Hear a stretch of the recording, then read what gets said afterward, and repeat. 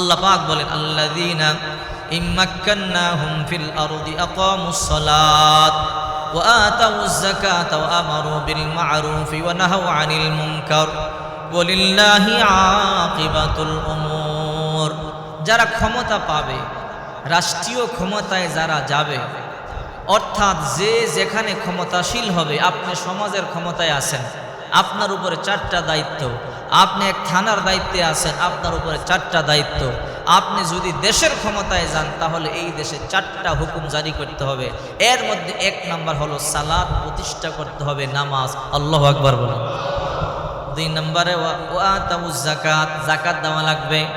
3 নম্বরে ওয়া আমারু বিল মা'রুফ, সৎ কাজে আদেশ করতে হবে। 4 নম্বরে ওয়া নাহাউ আনিল মুনকার, অসৎ কাজে নিষেধ করতে হবে। 1 নম্বরে নামাজ। যালিকাল কিতাবু লা রাইবা ফি, এই কোরআনের মধ্যে বিন্দু পরিমাণ সন্দেহ নাই। আল্লাযীনা ইউমিনুনা বিল গায়বি, যারা মুমিন, যারা তারা পরকালকে বিশ্বাস করে। আমরা করি কি করি না? ওয়া ইউকিমুনাস সালাত। এরপরে আল্লাহ পাক রব্বুল আলামিন বলেন, তোমরা নামাজ প্রতিষ্ঠা করো, নামাজ কায়েম করো, নিজেও নামাজ পড়ো, নিজের পরিবার পরিজনকে নামাজ পড়বার জন্য আদেশ দাও। নিজেও নামাজ পড়ো, নিজের সন্তানদেরকে নামাজ পড়বার জন্য তালিম দাও, নিজের বিবিকে নামাজ পড়বার তালিম দাও, নিজের প্রতিবেশীকে নামাজ পড়বার জন্য তালিম দাও। এখন আমরা নামাজ পড়বার জন্য মসজিদের মধ্যে আসি, কোনো বাধা নাই, কোনো প্রতিবন্ধকতা নাই। সাহাবায়ে কেরাম যখন নামাজ পড়তো ভয় পাইতো, একদল নামাজে দাঁড়াইতো, আর একদল পিছনে দাঁড়াইয়া পাহারা দিত, না জানি আক্রমণ শুরু হয়ে যায়। ঠিক কিনা জোরে বলেন? সাহাবায়ে কেরাম যখন নামাজে দাঁড়াইতো, একদল নামাজ আদায় করত, আর একদল পিছনে দাঁড়াইয়া দাঁড়াইয়া পাহারা দিত। পিছন দিক থেকে তীর আসিয়া সাহাবায়ে কেরামদের পিঠে দিয়ে 2 বুক দিয়া বের হয়ে যেত, বুক দিয়া ঢুকিয়া পিছন দিক দিয়া বের হয়ে যাইত। এত কষ্টের পরও সাহাবায়ে কেরাম এক ওয়াক্ত নামাজ ত্যাগ করে নাই। আর আমাদের কোনো প্রতিবন্ধকতা নাই, কোনো ভয় নাই, বরং নামাজ পড়লে সমাজের লোকজন আমাদেরকে বেশি সম্মান করে, নামাজ পড়লে সমাজের লোকজন আমাদেরকে বেশি ভালোবাসে, নামাজ পড়লে বেশি মহাব্বত করে। বলে লোকটা বড় ভালো, 5 ওয়াক্ত নামাজ আদায় করে, লোকটা বড় ভালো, মাথার মধ্যে টুপি রাখে, লোকটা বড় ভালো, মুখের মধ্যে দাঁড়িয়ে আছে। ঠিক কিনা বলেন? এখন নামাজ পড়লে সম্মান বেশি, এখন নামাজ পড়লে ভয় নাই, টেনশন নাই, এসির নিচে আরামে নামাজ আদায় করতেছেন। সাহাবায়ে কেরাম উত্তপ্ত গরম বালুর মধ্যে সাজদা দিয়েছে, কপালের মধ্যে গরম লাগিয়ে চামড়া পর্যন্ত পুড়িয়া গেছে। এত কষ্ট, শুধু সাহাবায়ে কেরাম রাহমাতুল লিল আলামিন পর্যন্ত কেমন কষ্ট করেছে। আল্লাহর নবী রাহমাতুল লিল আলামিন মক্কার সামনে নামাজ আদায় করে, আবু জাহল, উতবা, সাইবারা হাসতেছে, আনন্দ করতেছে, ফুর্তি করে আর মস্করা করে। কে পারবা মুহাম্মদ সাজদার মধ্যে গেলে তার গর্দানে ওটের বুড়িটা চাপাইয়া দিতা। পাশে একটা বহুদিন ধরিয়া ওট মরিয়া পচিয়া আছে, বিশাল বড় ওটের বুড়িটা তার গলার মধ্যে কে চাপাইয়া দিতে পারবা? উকবা ইবনে আবি মুঈত নামক একজন কুখ্যাত কাফের, সে বলে, আবু জাহেল, আমি মুহাম্মদের গর্দানের মধ্যে ওটের বুড়িটা চাপাইয়ে দিতে পারবো। আহারে, আল্লাহর নবী রাহমাতুল লিল আলামিন কাবা ঘরের সামনে সিজদায় গেল। উকবা ইবনে আবি মুঈত মরা পচা ওটের বুড়িটা রাহমাতুল লিল আলামিনের ঘাড়ের মধ্যে চাপাইয়া দিল। রহমতের নবী গর্দান নাড়াইতে পারে না, চলতে পারে না, উঠতে পারে না, চেহারাটা লাল হয়ে গেল।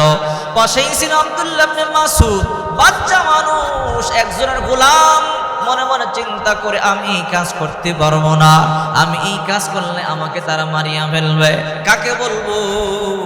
আল্লাহর পয়গম্বর একটু বাঁচাইবার জন্য কারে বলতে পারি? চিন্তা করে দেখে আল্লাহ নবীর একটা কলিজার টুকরা কন্যা, নাম তার ফাতেমা। যাই ফাতেমারে গিয়া বলি। আব্দুল্লাহ ইবনে মাসউদ রাদিয়াল্লাহু তাআলা আনহু দৌড়াইয়া গিয়া বলে, ফাতেমা, তোমার আব্বা জান রাহমাতুল লিল আলামিন মক্কার সামনে সাজদারত অবস্থায়। উকবা ইবনে আবি মুঈত বিশাল বড় ওটের বুড়ি নবীর গর্দানে চাপাইয়া দিছে। ফাতেমা, আল্লাহর নবী গর্দান নাড়াইতে পারে না, উঠতে পারে না, চলতে পারে না, সাহায্য করবার জন্য কেউ নাই। বেশিক্ষণ থাকলে রাহমাতুল লিল আলামিন মারা যাবে। যাও যাও, তাড়াতাড়ি যাও, তোমার আব্বার গিয়ে তুমি তাড়াতাড়ি বাঁচাও। ছোট্ট মেয়ে ফাতেমা দৌড় দৌড়াইয়া আসে, আয়েশা আল্লাহর নবীর গর্দন থেকে ওটের বুড়িটা সরায় আর বলে, বাবা আল্লাহর কসম জীবনে কারো দুশ্মনী করেন নাই, কারো কল্যাণ চান নাই, নিজে না খাইয়া অন্যরে খাবার খাওয়াইছেন, নিজে না পইরা অন্যরে পোশাক দান করিয়া দিছেন, আপনি আত্মীয়তার সম্পর্ক বজাইয়া রাখেন, আপনি প্রতিবেশীদেরকে বড় ভালোবাসেন, খোঁজ খবর রাখেন। এরপরও যারা আপনাকে এমন কষ্ট দিছে, আল্লাহর কসম করে বলি আল্লাহ কোনোদিন তাদের মঙ্গল করবে না। ঠিক কিনা জোরে বলে। দেখা গেল তারাই ধ্বংস হয়ে গেল। আবু জাহেল ধ্বংস, উতবা ধ্বংস, সাইবা ধ্বংস, উকবা ইবনে আবি মুঈত ধ্বংস হয়ে গেল।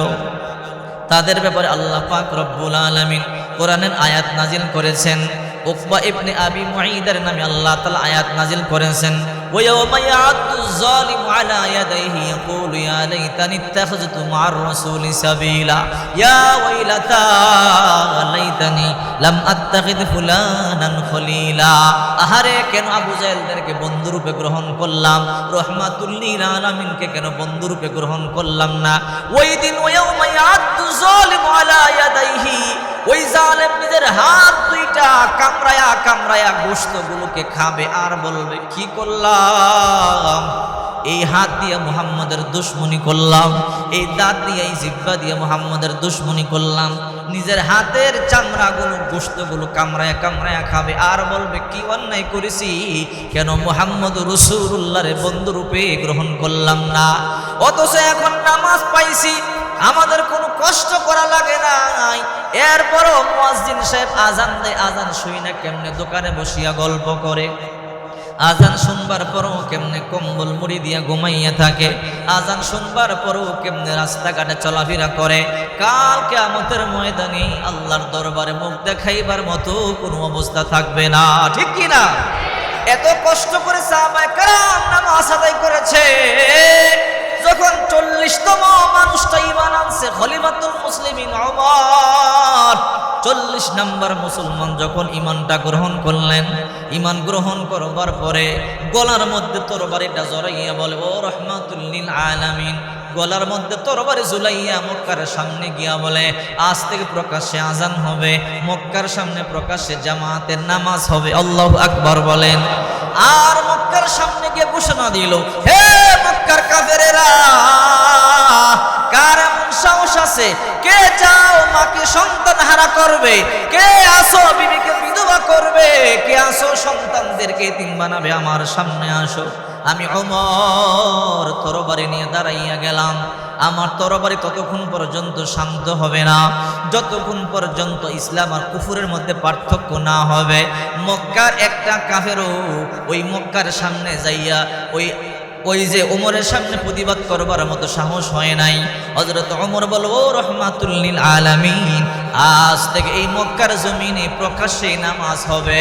আল্লাহু আকবার বল।